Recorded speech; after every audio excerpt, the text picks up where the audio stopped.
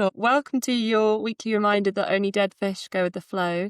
This week we have very special guests, former GB para archer, world record holder, and ASOS icon, Chloe Docker, formerly Chloe Ball, maybe known to the sporting world.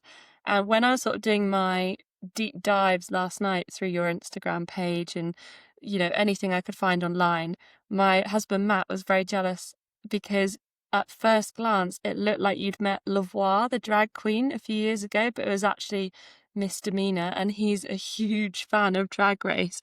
So he was like, archery aside, she's met Lavoie, and then we Googled it and it was actually Misdemeanor. But anyway, Chloe, welcome.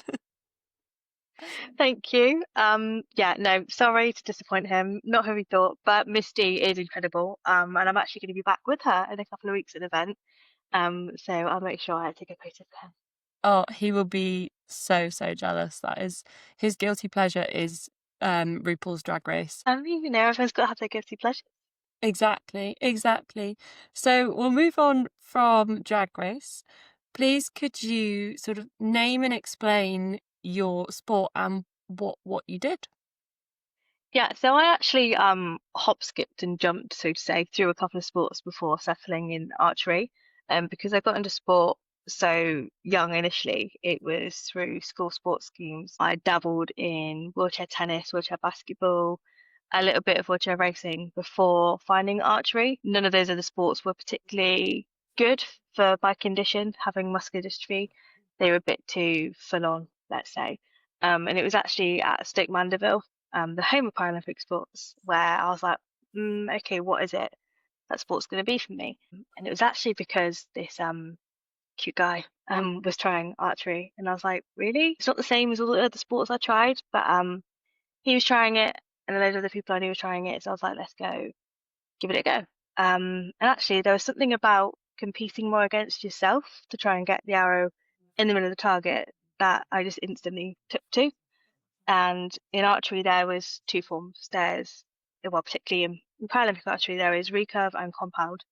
The recurve bow is your more traditional kind. Compound is on more of a pulley system, we could call it. So once you get up to full draw, you're not really holding the weight of the bow anymore. There's a let off in it. So for me, for my condition and my lack of strength, it worked really well because I wasn't having to hold the weight of the bow anymore, so to say. But when you release the bow, it still has the impact behind the arrow, so to say, so you can still reach the distance.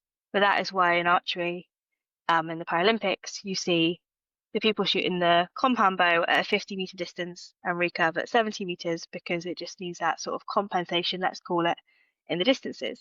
So for me, it was a inclusive sport for me and my condition to get into, and it happened very quickly. For me, I got into it December 2013 was the year I made sort of the program. I'd only really tried it out that summer, and 2014 was my first international season with the squad. That's so cool. Which talking about it now seems like a lifetime ago. But yeah, it was obviously meant to be for me. It's a sport I took to very quickly, and I think because living with a condition like mine, which you have to be always thinking about how to get around things, overcome things, it's very sort of more of a mental resilience thing with my condition. Sort of mind over matter would be the wrong phrase, but I'm always having to sort of think about how I can compensate for my body. That lent really well into my sport, and worked really well for me getting into a sport like archery. And I loved it, and it worked really well for me. Would you mind sort of delving into your condition a little bit? Yeah, so it actually was my second diagnosis in sort of the realm of disability. If I was to get out the paperwork, I've got a lovely long list of mouthful of diagnosis, if that would be the word. So when I was born, I actually had no hips, and my feet were bent up to my shins. So it was the surgeries for that over the sort of few years when I was little, that they were like, Chloe's muscles aren't repairing properly. So they took a biopsy, and then it was the biopsy from that that led to the diagnosis of a form of muscular dystrophy called Lemmerli myopathy. I have it in a little bit of a rare way on top of that. So I don't present in the usual way that Emily Marcy would. But that actually summarizes me quite well, actually. I'm a bit unusual Bit in the unique. health world. Yeah, basically. Which has led to over the years us just basically having to work it out as we go along. And the medical world has worked it out as we go along too. Um, Hence why things like the sports world, like I gave things a go. And if it didn't quite work, I was like, okay, I've had a go. Where to next? Didn't work, tried again. Until I obviously ended up in archery. But it's meant sort of having surgeries over the years for the bone side of things, and then trying to repair the muscles afterwards over the years. And that happened quite a lot during my time even in archery. I had to have my thumb fused at one point, then ultimately, just as I've qualified for Rio, I had to have my shoulder reconstructed. It's been a very roller coaster ride of a time, even during my time in the sport. The thumb fusing as well, where I would imagine with archery that even because you're not using your thumb, are you? You're using your fingers, but it still plays a part, and the muscles around everything, it's going to make a big difference. So that was actually my bow hand that had to be done. So the hand that I held the bow with, and it took us, after it happened, weeks to try and work out the best way to hold the bow after that, and it still be within like regulation, so that it didn't class as like performance enhancing and things like that, because there's so many delicate elements to sports like archery. You have that one point where you're holding the bow, and actually in compound archery, because of how much force leaves your hand when that arrow shoots, because you're not holding it the same way you would see like Robin Hood or Katniss Everdeen in those sort of films. You're not holding the string. You have what's called a release aid in your hand, because it goes way too fast for it to be in your fingers. You have a release aid in your backhand, which lets go of the string for you on on itself. Basically, it's quite a scary moment. It's all works on back tension. It's all a bit of magic. So once you're in the position that you should be in, and you repeat that over and over again, it just lets go. Um, it's all a case of just you getting yourself in exactly the position you should be in, and the release knows to let go at that point, and then the bow just does the work for you. It's rhythm, it's repetition. That was one of Matt's questions as to whether or not it was a release aid or whether or not it was still your fingers sort of letting go. Yeah, so in recurve, it's your fingers. In compound, it's a release. That is I've got one of my fun facts on here, which I did actually have to Google and check. But one of my favourite facts about archery is that our V sign, so our swearing of the two fingers, the index and the middle finger, actually came from archery in 1415, where English archers, well, it was actually Welsh longbowmen, and then it became English archers as well when we were at war with the French. But they would wave their, which fingers is it? Middle and index fingers at the enemy to be like, our fingers are still working, you can come cut them off. And that's where our V sign came from. I don't know if I'm assuming you would know that with archery, but. You know what? You've taught me something today. Oh, did I? Yeah. Yeah. I Well, mean, it makes, as you're explaining it, it makes sense because, yeah, they're the 2 to 3 fingers you would use. But those two obviously are the more important ones for sort of the anchor point on the string. yeah. When you're using a longbow or a recurve bow particularly. But yeah, and obviously if you haven't got those, then you're in trouble for either holding the bow or for drawing the bow Yeah. back. So that's where my favourite hand gesture comes from. That is Archery. a great fact to know in a pub Yeah. quiz. The For next time I do a pub quiz, I'm putting that in. my husband and other friends of mine who are historians are going to be so mad at me for not knowing what the battle is. It's like, come and get them. They're still working. And I think if they were caught, those things would be cut off because we were so good with the longbow against the French. So there you go. What a great fact. And then it's like makes archery even more badass because like that's how, Lord of the Rings, Hunger Games to the side, swear words, swear gestures. Because that's where everyone knows archery from nowadays. It's either reference to Lord of the Rings, to Hunger Games, those sort of films. Mm. I mean, I have to close my eyes during some of those films when I'm watching it because I'm like, oh, she would have cut her nose off at this point and things like that when I'm watching it. And then I have to remind myself, being someone who now works in the media industry and media production, I'm like, no, that's how they have to frame it for the filming. Yeah. Um, but yeah, archery goes back obviously years and years as a historic sport. And actually, from a Paralympic sport point of view, it was the original Paralympic sport back before it was known as the Paralympics, and it was the Stoke Mandeville Games that started here in the UK to get injured servicemen back into sport after they'd been brought back to be put as a rehab through Stoke Mandeville with Dr. Ludwig Gutmann. It was archery was the original sport at the games, and then it built from there.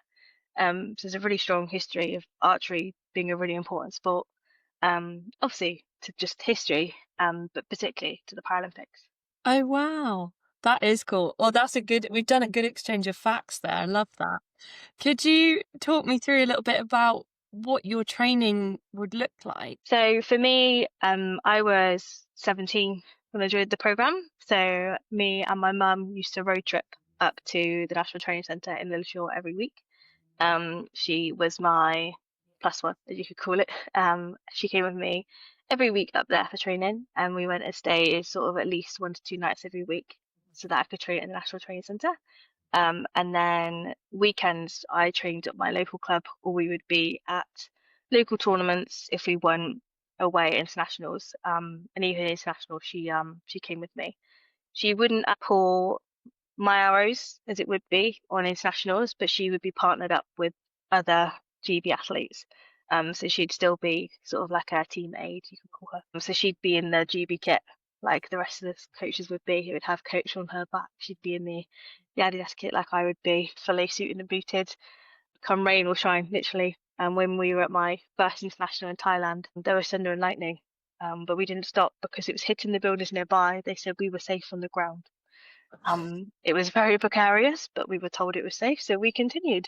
So that was what it would be. It would be I'd have a couple of rest days in a week, and then the other days would either be at the National Training Centre during the week, and then weekends would either be at sort of local tournaments trying to get competition training in as it would be. Just shooting against competition as it would be, but it would be obviously more friendly sort of competition at local or regional tournaments, or we would be packing, getting ready for internationals. But they were obviously spread out throughout the year. So, for example, that first season, the Asian Grand Prix was in Thailand in March. The European Grand Prix was June in Czech Republic, and then it was August, I believe, was the European Championships in Switzerland. So they're sort of spread throughout the year. We had training camps throughout the year as well, where we'd also go and spend a longer period of time up at Lilleshall. And when you're there, you're training on the field, so to say, with your bow and actually shooting, and then you've got your gym sessions as well. That used to scare me, the gym, because it was shared with gymnastics. So I'd be there with my little 1K dumbbells and my TheraBands because that's all I can do in the gym with my condition. And then across from me, you'd have the gymnastics with their huge dumbbells and doing all these crazy stunts because that's what gymnasts do. And we're all there in one gym having a great laugh. Oh, I can imagine, like, as a rower, and we were very, very strong, we were well trained in S&C and cardio and all of those sorts of things, but gymnasts are very intimidating, even though most of us are sort of 6 foot and over. None of us can touch our toes. None of us can do, any of the basic stuff. We're all struggling with, like, oh God, I don't know, some very basic form of mobility, and you'd like cross paths with a gymnast and you're like, oh, never mind. And I'm like, even when I'm standing, I'm only 4'11". So imagine how low I am in my wheelchair. Yeah. And then you've got the likes of, is his name Louis Smith? Like the gymnast, back when he was in his prime. Yeah. Like he was like walking around the joint, and I'm there like, hey dude, like cricking my neck, just trying to look up at him as he's walking in the gym. And I'm like, I'm really glad I'm leaving as he's come because it just used to, yeah, it used to scare me. I mean, and it used to be daunting. I know that wasn't obviously ever their intent, but as a 17/18-year-old girl with my TheraBand routine, I was doing my thing, and I learned as time went on that there wasn't judgment. When Yeah. I first got there, I didn't understand obviously that that wasn't what was going on. So it massively used to put me off. Yeah.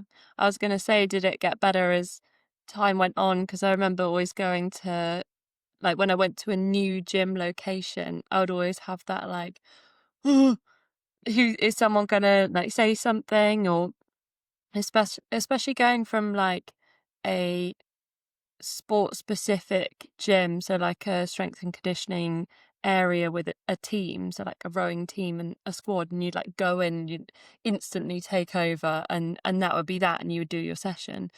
Going to a public gym over the summer on your own, and then suddenly it's not safety in numbers anymore. You're on your own, and like somebody's going to point out that they need something, and you might be like, "No, I need it. I had it first. It's mine." Or you might just be like, "Yeah, all right." That was where the SSC coach battled with me most, was getting me to go to the gym between the sessions there. So for me, it was about the way I can. So how do I phrase it? I can't build my strength. I can only ever be as strong as I am right now. But I can like maintain what I've got right now to the best of my ability, basically. So it's about just trying to utilize what I've got the best I could to make sure that I could have the best endurance possible. Because in archery, you have a ranking round, and then you go through to head-to-heads. Head-to-heads was where I was solid. That's where my world record came in, and I held it for a really long time. But the ranking round is 72 arrows. You shoot six at a time, and then people have to go back and forth in between to pull them. You're out there for hours at a time. And the first sort of 12 and the last 12, I always used to struggle with, and then in between, I'd find my flow. But it's a long sort of more duration. It's an endurance thing. Head Mm. to heads, you'd be shooting 3 hours at a time, 5 times over to get a score out of 150. That was my jam. So the point with me was to try and build up my endurance the best we could, and that was only going to come by being in the gym sort of more often and doing not less in there, but just being in there doing little bits, which was only going to come from me doing gym sessions away from the National Training Centre. And that's why I used to get more nervous, because I was in an environment, like you say, where I wasn't surrounded by my people. And that's what took more time, getting me to a point where I could go to my local gym and feel empowered to do so. Because for some people, I find they put their GB kit on and they feel like they've got a bit of armor on. And like, I used to be like, I wish I felt that. But for some reason, I just never really got that for a really long time. I don't know if it's because archery is one of those sports that still people don't quite see the same as they do with athletics or some of the sports. It's still a bit of a pitting process like that in the hierarchy. You don't see archery on TV still the same way as you do other sports. You don't get to understand or know the athletes in the same way. I didn't want it to be the case of that I would go to the gym and be like, oh look, it's Chloe. I wasn't after that. I didn't need that, but at the same time, I wasn't finding I was going to the gym and you know getting psyched when Yeah. I was at the training center. So it took me a really long time to work on me, um, from a psychological point of view, to be like, you can do this and it's good for you. And actually, it came from the recovery from the injuries, we could call them, and the surgeries, to realize that if I wanted to get there or have a chance to get there because I was weaker physically, then I had to get over myself and make it happen. Yeah. It's almost you're sort of describing that you had to psych yourself up to get to the gym rather than psych yourself up to do the weights or the conditioning. That mindset of being nervous to go into the gym even though you're trying to be the best, if you like, or keep improving yourself. It's are you holding yourself back because of some social mindset, or can we like move past this and the gym's not that scary, and maybe there's someone else that feels the same way once you're in there, and they might be like, "Oh, can we lift together or can we do the bands Yeah, together?"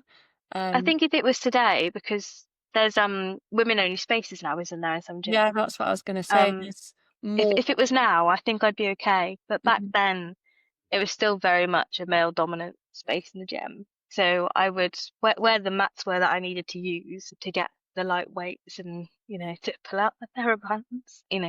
It didn't feel. I did feel judged. I did see the eyes looking. And that's what it was. I got used to the National Training Centre gym, but then to take that into the gym at home, it didn't reflect. But yeah, if it was today, 100% I'd feel safer doing it. Yeah, Um, I say safer, I'd feel safer in my mind to do it, because I wouldn't be the only one doing probably that kind of routine in that kind of space now. yeah. It's funny. That's what I've got to start doing for all of my stuff. This is like aside from the podcast, but I got diagnosed with rheumatoid arthritis 3 years ago, and it sort of has like totaled everything. I bet.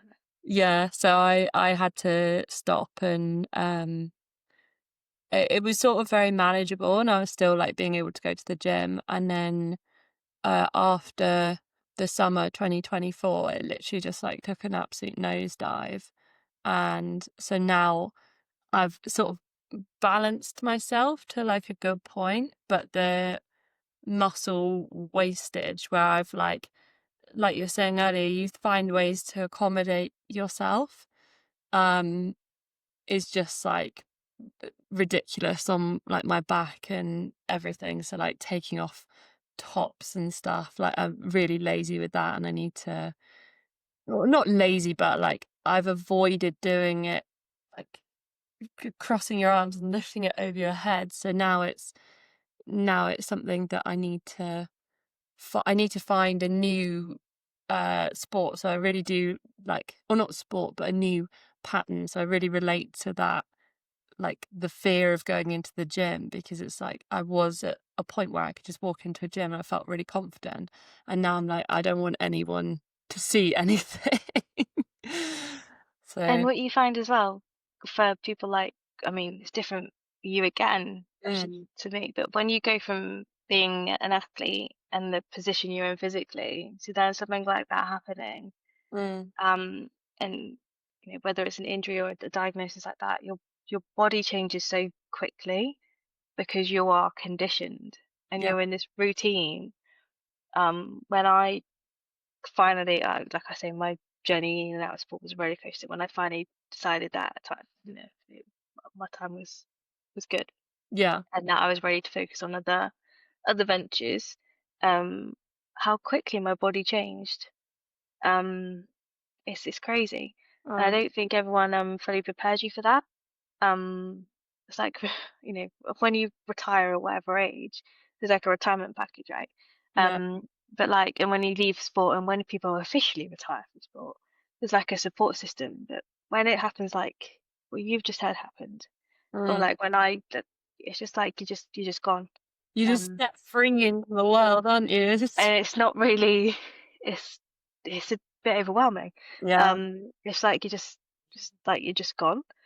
Um, and that's one of the things that I'm like, okay, it's like I sometimes forget that that was my life. I forget about chapters. It was like it was books ago.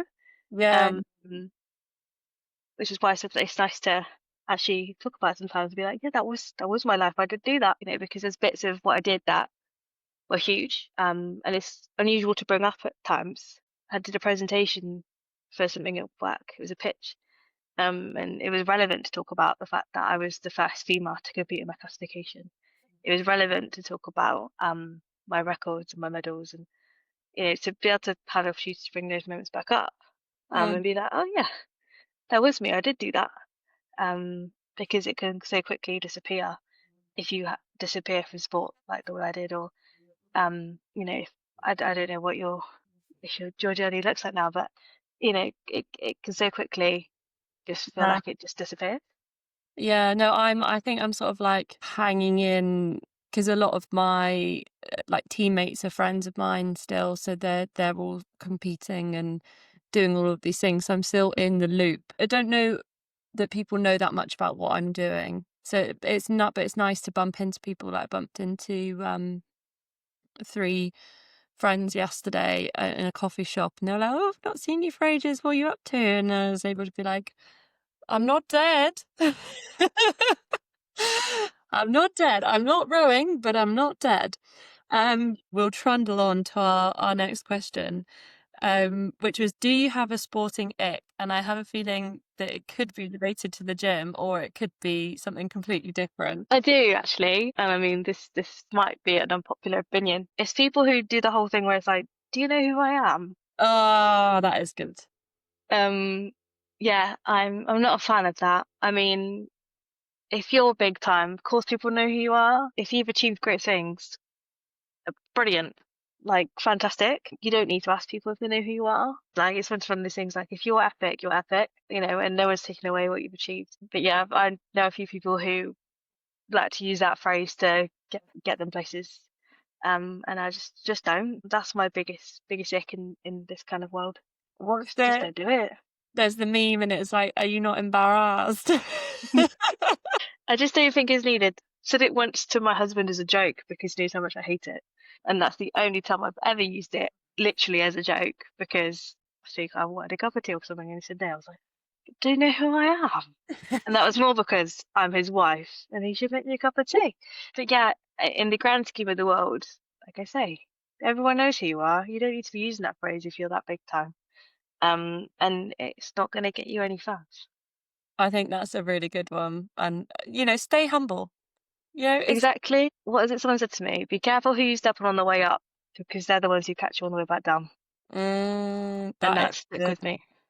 That is good. Be careful who you step on the way up because they are the ones that will catch you on the way down. Very good. I like that. We have our dying on the hill section. I know you've got two. So we're going to do the serious one first Okay. because I feel like we could spend time debating the second one because you've already told me what it is. So would you like to introduce your dying on the hill for this week? And we'll talk about the serious one. We'll do that one first. I mean, yeah. So my serious one, I thought about how to frame it. So basically, I think for me, obviously, it's slightly wider than sport actually because it fits into that world, but it's still actually about just inclusion of people with disabilities, particularly women in that space. Because you hear a lot of people say, "Well, it's come a long way," and yeah, if you're comparing it to the 1800s, yes, I think it has. But when I think about actually 10 years ago to now, I think we're slipping a bit. When I was getting involved in sports and all that, I think we were doing really well. But something's happened recently, where I think things are getting bad again. And I'm not gonna blame it all on the political spectrum we're in at the minute, because I think people are being really good at doing that, blaming this turmoil we're in and the changes in governments and all that. But actually, as people, there's a lot more that people can be doing to be allies to disabled people, be that, if you're working in a shop and it's got a step outside, you can be pushing to get a ramp. And those really minor things that can change someone's day. But just, yeah, as a woman living with a disability, I'm just finding that I'm still really struggling sometimes. It doesn't seem to be safe for me to go to events without my husband there as a bodyguard because men seem to think it's okay to say inappropriate things, and just really quite, high level things like that still. And that's got nothing to do with the government. And it seems to be the more women with disabilities I speak to, it seems to be quite the same thing to do with vulnerability, just that kind of stuff really. So yeah, that one's quite quite up there with the intensity. But yeah, there's a spectrum of that. Like I say, be that, if you're a small shop owner, I appreciate it can be hard, but just making sure I can come and get a coffee at your place, right up into men not being like they are sometimes. It's a whole spectrum of conversation there. Yeah, and well, I can edit what I'm about to say out, but we delayed recording this because you were spiked recently, or well, not recently now because it was quite a few weeks ago, and you weren't well enough, and that was just you sort of going to a social event. Yeah, yeah, exactly that. So, obviously, that's got nothing to do, I don't think, with my disability. I think I just happen to be unlucky on that occasion with my drink. But yeah, exactly that. Actually, statistically speaking, there's 90 something percent of people don't report getting spiked because they don't think it's going to go anywhere. But actually, I have a detective looking at my case right now because of how unwell I was, and because they would like to try and see somebody answer for what happened. Oh, But yes, I'm still paying the price for what happened. They're looking at having to put me on medication for some of the side effects I'm still coping with because of what happened that night. I presented on the evening as just being drunk, having not had a lot of alcohol. I can handle my drink if I want to have a drink, but that isn't what happened that night. And yeah, they're seeing more and more of this happening, and it's being very cleverly done. So that when it happens, people are just presenting as being blackout drunk and no one's taking it seriously. On that point, I need to look at how I manage this, but I think there should be a campaign in that situation, not just around spiking, but people like myself in that situation. I couldn't get my own drink for the whole night because the bars are too high. So I actually couldn't keep my own eye on my own drink for the whole evening because I physically can't in that situation. can't see it. So I am dubbing it at the moment, raise the bar, ironically, because the bar needs to be brought lower at some point. Yeah. For me to be able to buy my own drink or to keep my own drink the whole night, because that's the first thing they say to you.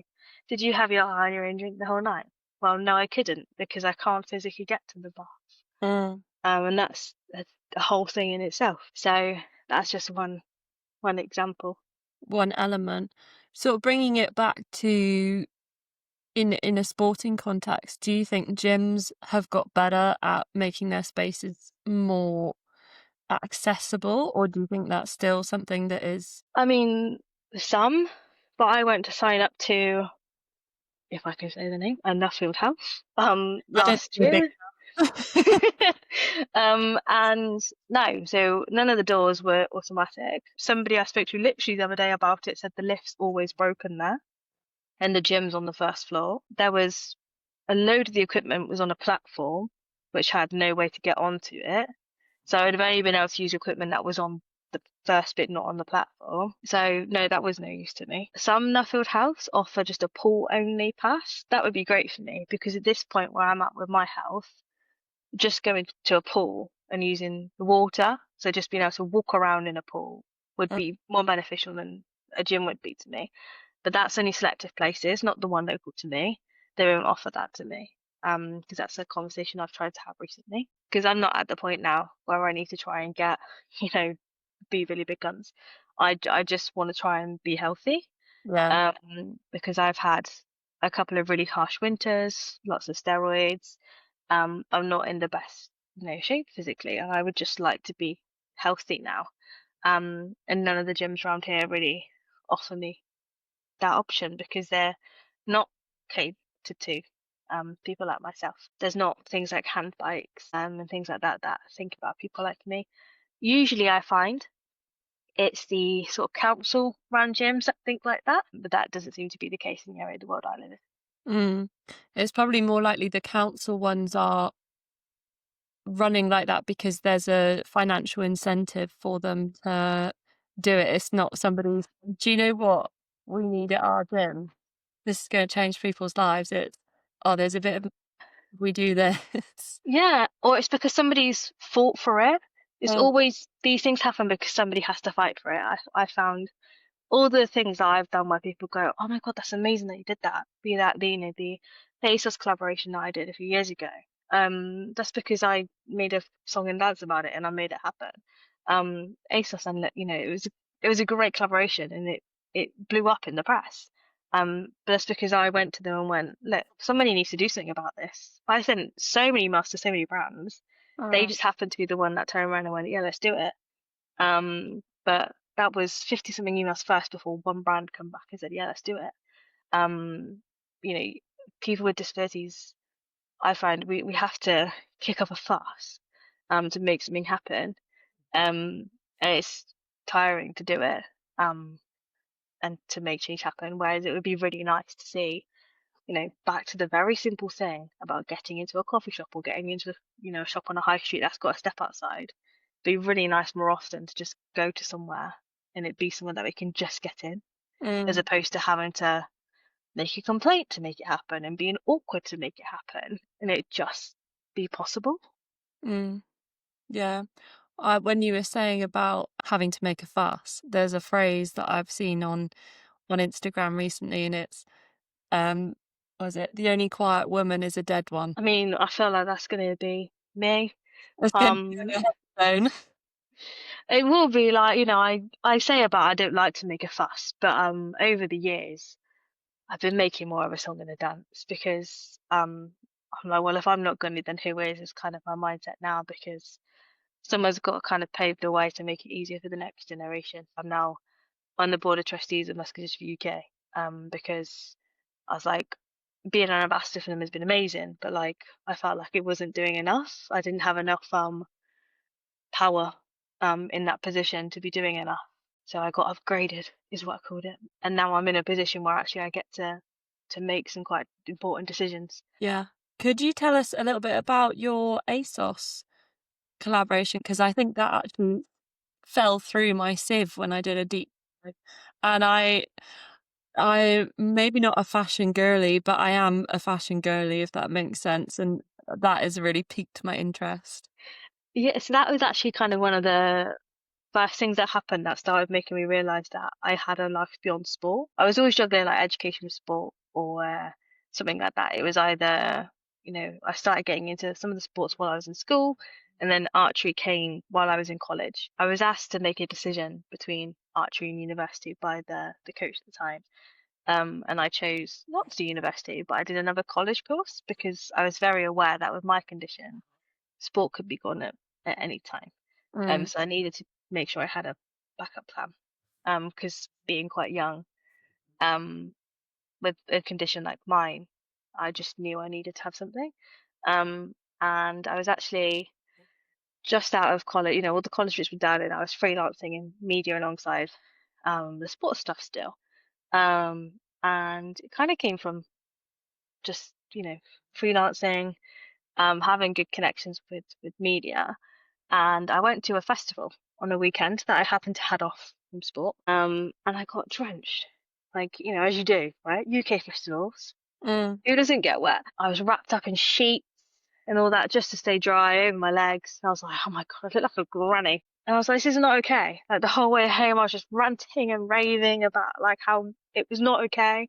And I literally just said, who decided you're too old to not wear, like, the kids all in ones?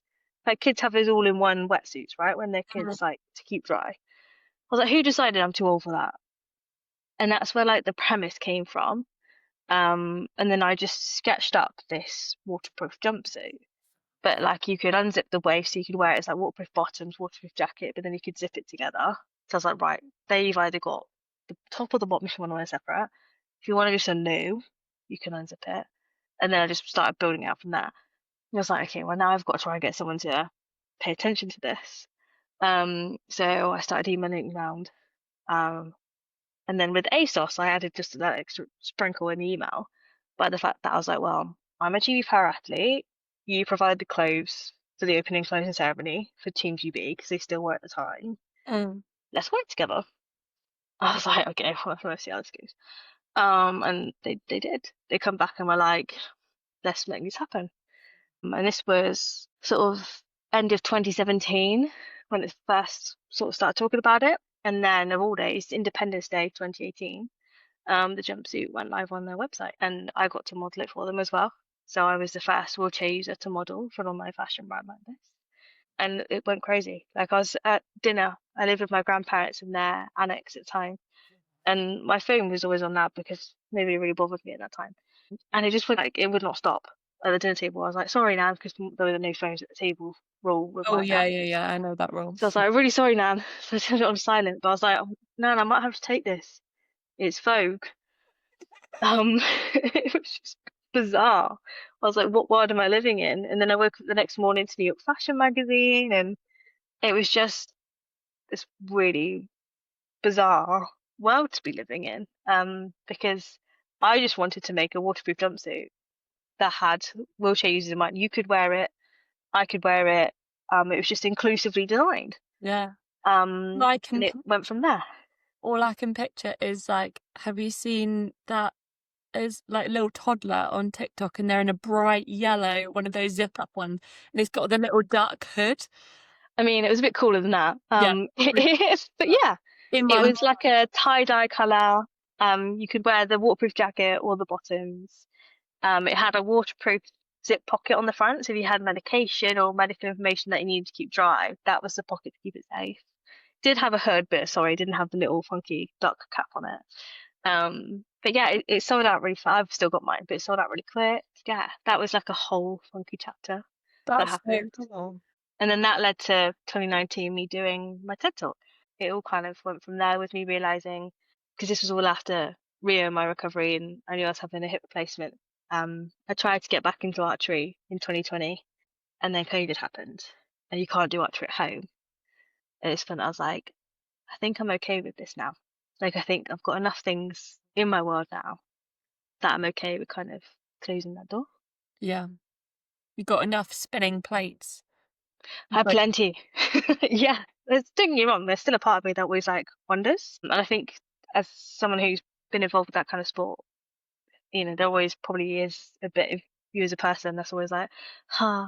But I'm at peace with that bit. yeah, it takes a while. When I initially stopped, somebody said to me, I think it was like a physio or something, they said it's like grief, and to get over a moment of grief, it takes a whole year. You need to go through each season to realize how you're going to feel without it. And when I say season, I mean winter, spring, summer, autumn. Like, I mean, the 4 seasons of experiencing your life without this thing that has taken up so much of your energy. And once I sort of thought about it like that, it was a bit more manageable, because it was like, okay, well, I've done this season, and I actually got to go and do, I actually got to go and do a concert, and I got to go and do this, and I got to spend time with my family on my birthday, and I got to spend time with my family on their birthday, and I didn't need to worry about being fit for the 2nd of January, ready to do a training camp somewhere. So although it had its negatives, it did actually have its positives as well. Our second dying on the hill, would you like Yeah. to introduce that one? Yeah, I feel like I'm going to divide all your listeners now.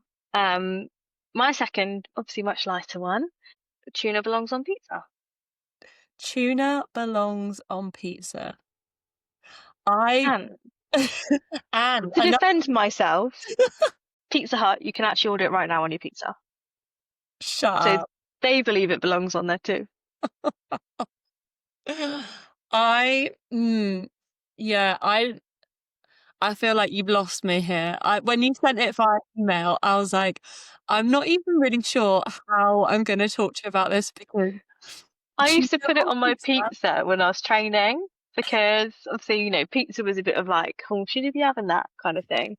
I got unwell after catching a bug in Thailand and I had to kind of reset my food and I had to go like gluten-free, dairy-free, all that for a while. And the gluten-free bases were a bit funky. So depending on like you couldn't put too many toppings on it because it would go wrong. So I used to just put the tomato sauce and tuna and cheese. And it was good. This is like when athletes have like their favorite food and they've developed it out of necessity. So it might be they need to like put on weight quickly because they've had a surgery and they've lost condition, or it might be that their training load has increased, so they're literally just smashing food in like whatever context. This is what that sounds like. Tuna on pizza. It's like, this is something you now love, but it was born completely out of necessity. And I'm not saying that makes it okay, but Have you tried it? I haven't tried it. I don't know if I can. You can get it. So Pizza Hut now do these like pizza pocket A pizza pocket with tuna in. and they do a tuna melt one. It's basically like a folded pizza and it's got tuna and cheese in it.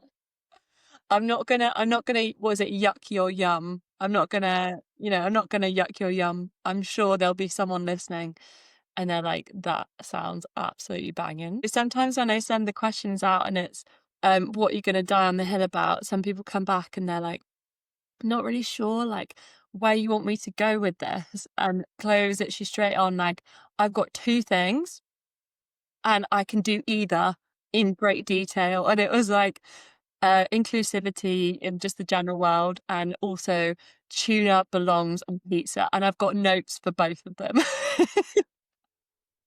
How long do you want me to talk about this? Why didn't they where it's gonna go? Like, I was like, is this like a, fun thing or is it a serious thing? So I gave you a choice. Can be whatever you want. Maybe after this, you need to get on the phone and be like, "Look, I've done some free advertising for you, Pizza Hut. Those tuna pizza, like, needs to be, like, Somebody made went for lunch, please. with the discount code," whatever it is. My goodness. Right, we're gonna move on from tuna on the pizza because I feel like at this rate, you're gonna persuade me to try it. But, do I you think have you should. well, yeah, maybe. Maybe I will. Maybe I'll let you know when I do. I'll drop you an email. Big dubs. Do you have a favorite sporting moment that springs to mind? Favorite sporting moment. Discovering tuna and pizza. I mean that's up there. No, I think for me, It could be anything. there's so many I could pick. Mm, Um, and obviously people would kind of, I guess, expect you to say like, the medals, the records, all those kind of moments. So of course they're up there. But actually, weirdly, um, my favorite moment where I laughed for so long, I think I still feel the stitches from it, was when we were at the European Championships, and it was the first moment that I really like felt like I was in the team. The team had been pretty well established for quite a while, and I was like the new little kid on the block kind of thing. mm, They took my wheels off my chair with me in it, and they just left me sitting on the floor in my frame, but done very like endearingly, if that makes sense. We were kind of all just having a giggle. I'm just sitting there. There's still the photo from it, and we're all just there, like just in creases of laughter. And it just become like this thing. Any opportunity to nick wheels, or take things or limbs, prosthetic limbs, stuff like that. It's those moments that I feel like that live rent free in my head of just like being part of the team, and those fun moments where, because you have really hard days sometimes when someone hasn't, they haven't done what they thought they would. You've had your ear bitten off, all those things that happen. These moments of just humanity are the moments that stick with me most, being my favorite moments, I think. mm. It's just like a teammate doing something really stupid that shouldn't be funny, but because you're so tired, you're absolutely in fits of giggles. Yeah, exactly. And then bits that I think in the para world people just get, and you do. Mm, It'd be like, I guess, in the non-disabled world, it's like tying a shoelace, things like that. But yeah, just feels a bit more extreme in the power world, like taking wheels, taking limbs. okay.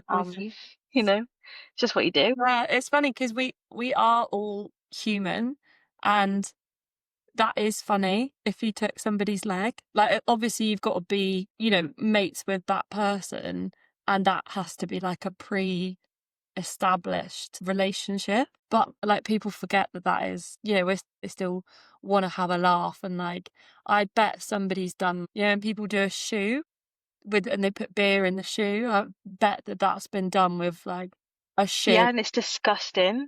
People who do it with their prosthetic legs, I'm like, you've worn that all day and it stinks. Why are you drinking out of it? Oh dear. Yeah. No, those moments of just like pure silliness when everyone's tired and having a giggle, like those bonding moments, those are absolutely the best. I couldn't agree more. Do you have a best fuck up that you would be happy to share? When you sent that through, I was like, "Ugh, what would I class as a fuck up?" Because I think for me, like, without making it too like, nostalgic, for me, mine was probably like actually not standing up for myself as much as I should have. Mm, If I was being honest, because I was like young, sport takes a lot from you if you let it. So my fuck up was just not actually sometimes being like, no, actually, because I think when I came into it, the coaches, the team, it was like that's like they're gods and they have a lot of power over you. Was how I felt at the time. But like, in hindsight, actually, that they, like I say, like actually we're all human and they need you to perform. And I think I could have done better if sometimes I wasn't afraid to turn around and be like, no. Yeah. Actually, what I need is this. Not being a diva. I don't mean, that I was going to be a diva. I was like, being like, do you know who I am? But yeah, my fuck up was actually not standing up for myself quite so much. So I coached the full time that I was an athlete. So I worked alongside that. So I think I was maybe an athlete, if you like, for about 12 years, and I coached maybe 8 of them. And towards the sort of end of my coaching, I worked with a big group of junior girls and some junior boys, but it was predominantly junior girls. And I remember, one of the main things was you can challenge me, you can challenge this. Just challenge it with make sure you've got the information. Like don't kick up a fuss just 'cause, but challenge me with good information. And I remember one of the junior girls coming into the office, and my boss, the head coach, he didn't really like being challenged. And so they had a bit of a conversation where he wasn't really seeing how cool it was that she came in as a 17-year-old and was like, I think this is wrong. You should have included me in this way. This is me sort of standing up for myself. And I'm like sat on the sofa, like listening to the conversation. And it's not going particularly positively. And the boss, head coach ends up leaving and she stays in the room. And I just said to her, I was like, really, like, well done. Like, try and organize the complaint a bit better next time so that it can translate better to the other human.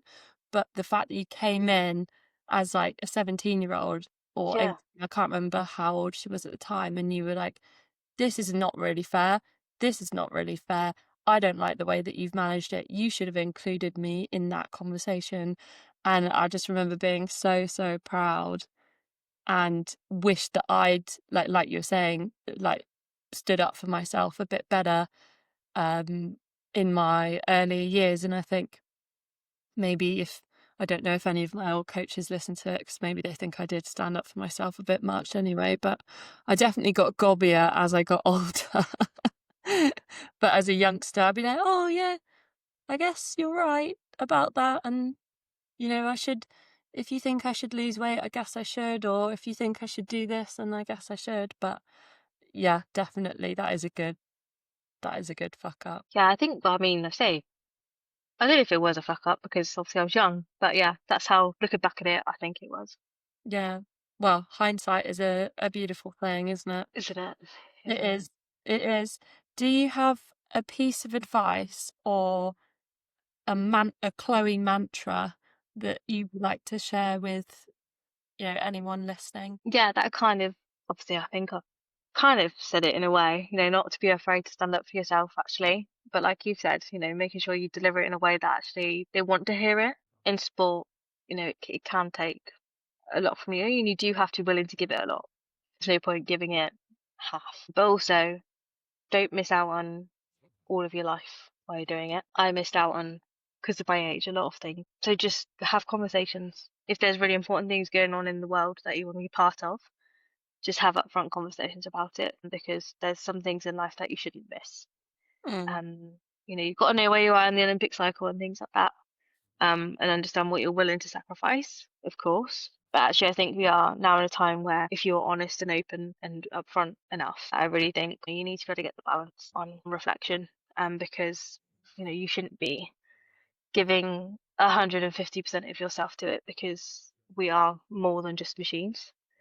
We are humans, and that's part of what makes good athletes, I think, is keeping that humanity and being able to give that to it. I mean, an athlete who I used to compete with, Jodie Brennan, she was like stupidly pregnant when she competed, and like it's epic that she managed to do it. So she obviously found a way to get the balance right. She had those conversations to make sure that it worked for her and her family. mm, So it does happen now. Sports is a slightly different world to when I was first in it. And I'm glad to see it's made the progress. So yeah, don't be afraid to have hard conversations. And if there's something going on in your world, that you want to be a part of that isn't, typically part of the sporting world, just say so because you shouldn't miss out on everything.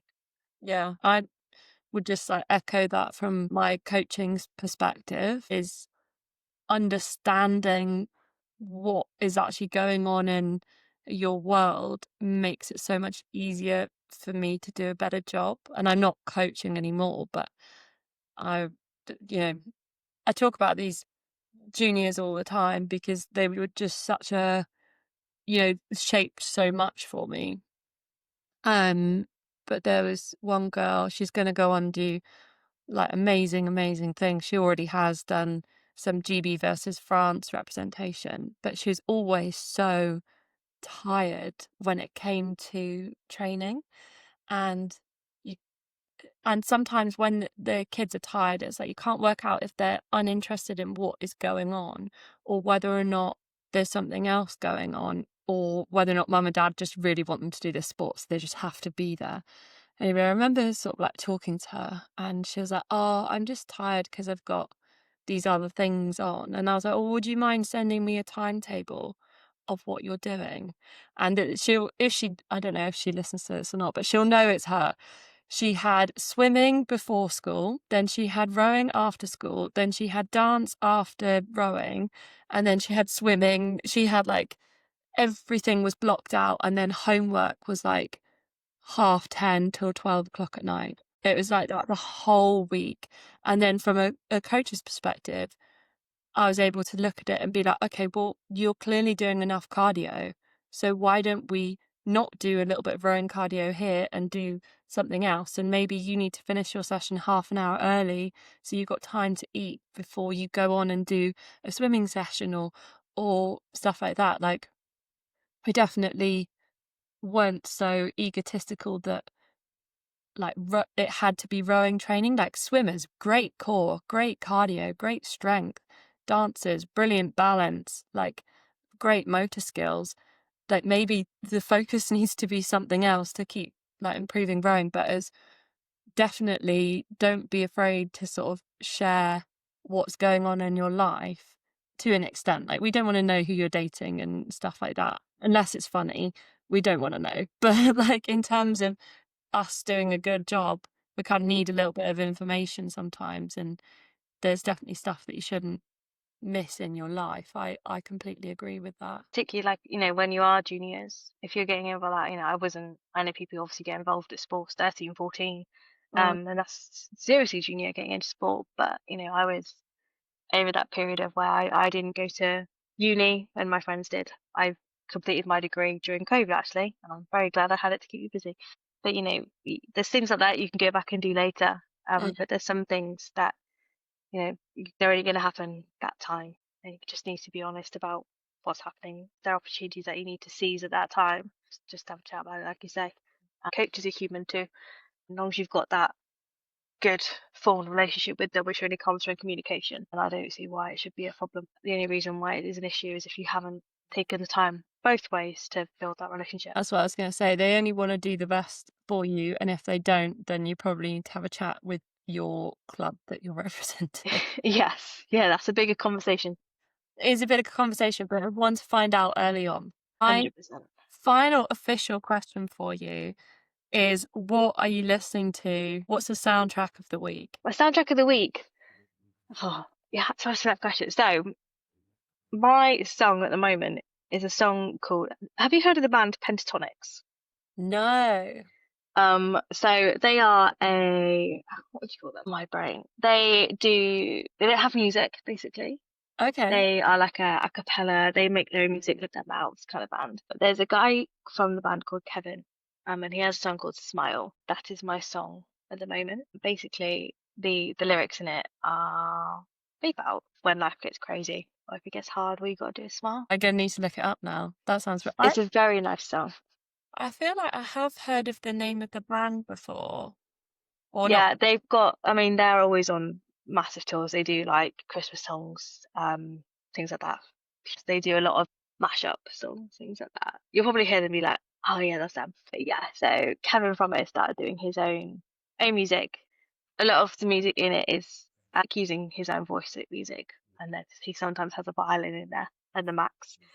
But yeah, his songs are a lot of the lyrics like in Smile. It's very much kind of like when you need just a song to kind of be like a soundtrack to your day. Yeah. It's that kind of music. Are you when I find a song I like, I play it over and over again till I hate it?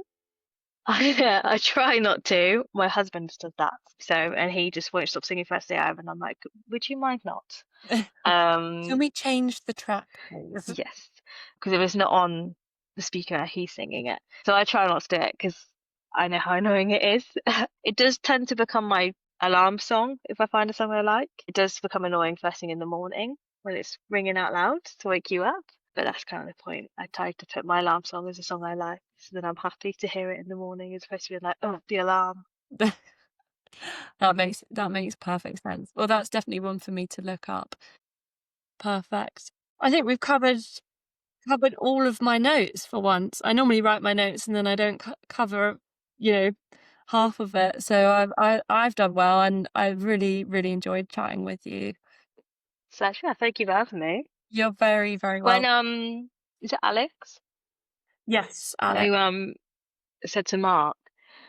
I said to Mark, I was like, I don't know if they want me. I'm a bit old in sport. Yeah. So when Alex replied saying yes, please, I was like, thank you. Well, Don't very often get to talk about this stuff anymore. So yeah. No, we're trying to this is my solution to not coaching anymore, is trying to provide what I felt that I was providing in coaching, which was stories and information and advice, but yeah, on actually a larger scale with just working with a group, face to face. So everybody's experience is valid and important, and especially that I want to chat with current athletes who've retired, because that's a massive thing, as we were saying, like that hole basically after you leave the sport is a really difficult thing to navigate. And I want to find, I think, a sports psychologist to sort of discuss that with. They've got a whole book of notes of how I felt, but I feel like the best person is maybe a sports psychologist, because it's such a raw thing. And yeah, just talk to women in sport, whatever form it takes. So there's absolutely, you were perfect. thank you.